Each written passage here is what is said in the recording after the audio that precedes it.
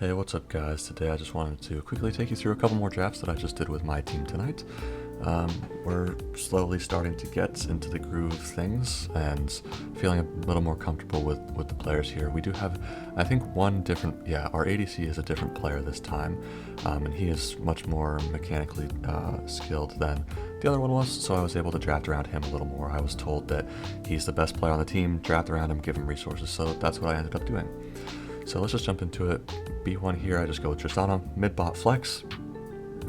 It's just the strongest champion, I think, right now on B1. Maokai was banned, so that wasn't an option. I mean, other B1 options, I don't even really know what there is. I think Jace is very overvalued right now. I don't think Sejuani's an option, so I just think Tristana's really, and we also banned the Kai'Sa, so I think Tristana's just the best option overall for B1. They answer with Lux Caitlyn on first rotation, which is absolutely awful. I think Caitlyn's a giga useless ADC right now, and this combo, the whole concept is like plausible, but it never actually ends up translating. So at this point, they believe that Tristana is going mid lane, so right now we can just say, okay, we'll just send Trist bot and then pick a support that matches their range and out-sustains their poke, which we do in the Soraka. So we have a winning bot lane now because we can match their push with Soraka and Trist, and we can out-sustain them as well. So the whole concept of Caitlyn Lux getting ahead through farm and through plates is pretty much nullified here, making Caitlyn pretty useless in mid and late game compared to Tristana especially. On B3 along with the Soraka we take Poppy. It could have probably been a better pick. It was a mid jungle top flex rather, and my reasoning for picking it was that, well, we needed frontline, and they're probably going to be picking some kind of tank engaged top laner. So we want something that can counter their engage and keep the Tristana safe, right? So it's still playing around the Tristana.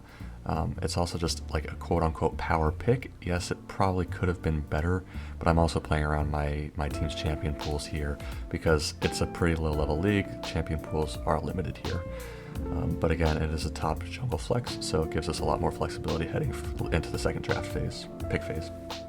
So on the R3 to finish their first phase, they take the Ornn, which is perfectly fine. Good scaling, good ranged engage. So noting that, we're probably going to end up sending Poppy into the jungle because I don't really know how that matchup does. I guess she can stop Ornn's E, but we want Poppy to be able to have some agency early game, and matching a tank top lane with the Poppy is not ideal. On R4, they go ahead and take Kindred, so it's pretty obvious what they're kind of going for here is just a basic front-to-back team fight. They want to scale up, they want to play with range and team fight around objectives with their double marksman. The problem here is that Caitlyn Lux doesn't scale well at all. What would have been better is just like, you could have taken Ezreal Yuumi, you could have taken Zeri Lulu, you could have taken Twitch Lulu, you could have taken Kog'Maw Braum. The Caitlyn Lux is just really out of place, and I think it's, again, pretty turbo useless. But the goal in mind for their team is pretty much just scaling and front-to-back team fight. So with that in mind, on my last rotation, I wanted to go with something that was going to match their range and scaling, while also being able to play well into their double marksman, which is their win condition, right? So yes, Malphite is pretty off-theme here because he wants to go in, and the rest of my team wants to kind of play with range and disengage. But the Malphite, it does have somewhat of a mode of disengage. He can use his ult for reactively for peel. He doesn't have to start fights with it. So that pick also could have been better, but it's just the idea of matching frontline, matching tanks into the Ornn, should be able to scale up just fine and be stack armor into those double marksmen to hopefully do well into them in late game.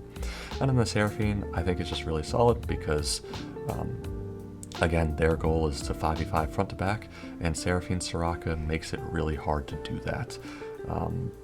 Again, playing for the Tristana, playing around the Tristana as our best player was intentional. We're giving her resources, we're giving her the comp to carry here. So I think overall they ended up finishing with a Taliyah last pick. I think overall their comp is interesting, having 4 ranged and just the 1 Ornn for frontline, whereas we have double frontline and then 2 enchanters to buff our Tristana.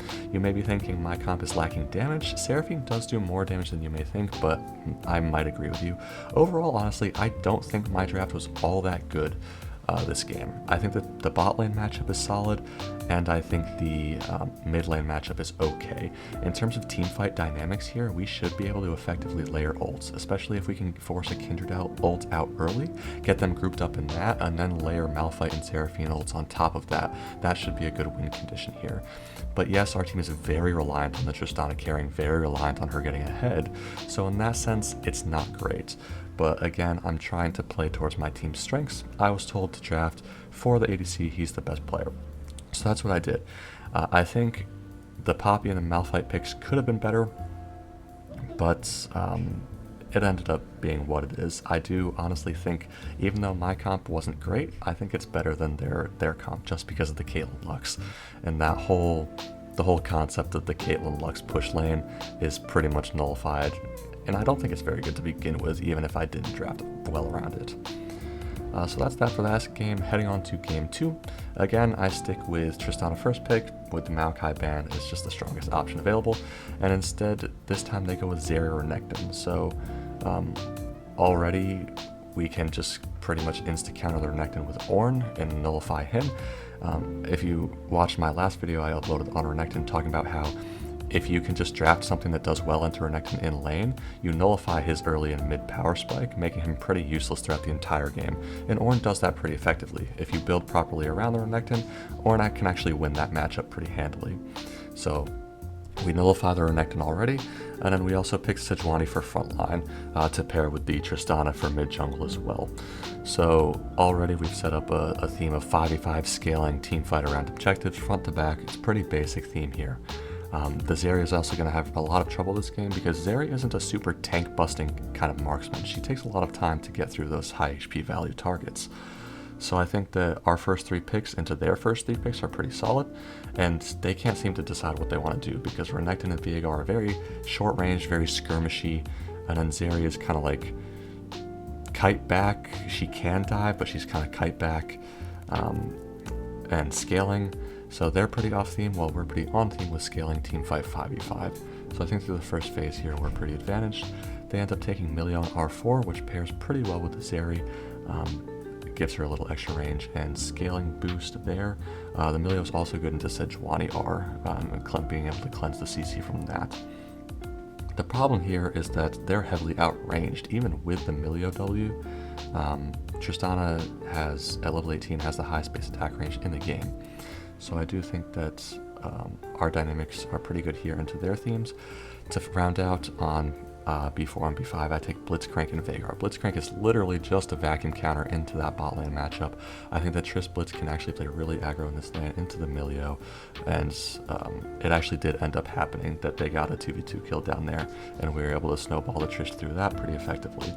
The Veigar, I think, is just a solid blind pick champion, and Veigar is just an underutilized champion in general across the board these days. He's super good, scales obviously literally infinitely. His cage is a really powerful ability, so I think that, and he's not super punishable in lane either. He's pretty long range in that sense as well. I think my comp is really good in terms of scaling and lane matchups, but I think the one weakness is that it's really easy to itemize against. As you can see, there are 4 AP values here, and a lot of CC, so it's going to be really easy for the enemy team to stack merch reds. I think that's the biggest weakness of my comp, is that it's really easy to itemize against, so they're going to be looking to stack magic resist. But with the Lux on R5 here, they have no identity as a team comp, right? My identity is clear: scale 5v5. It's pretty simple. Theirs is just really all over the place, and really the only way they can get ahead is if Viego gets super fed this game. That's pretty much their win condition at this point. Zeri's going to have a lot of trouble playing into the range. Lux isn't going to be able to cut through the tanks. Renekton's going to be useless by 25-30 minutes anyways. So I think the dynamics in this game are pretty favored for my team on blue side. So yeah, that's pretty much all I got for these drafts. Let me know what you guys think down in the comments. Join my Discord if you guys want to talk about drafts and learn something there. We have a good time in that chat. But yep, that's all I got for tonight. Thanks for watching. See you next time.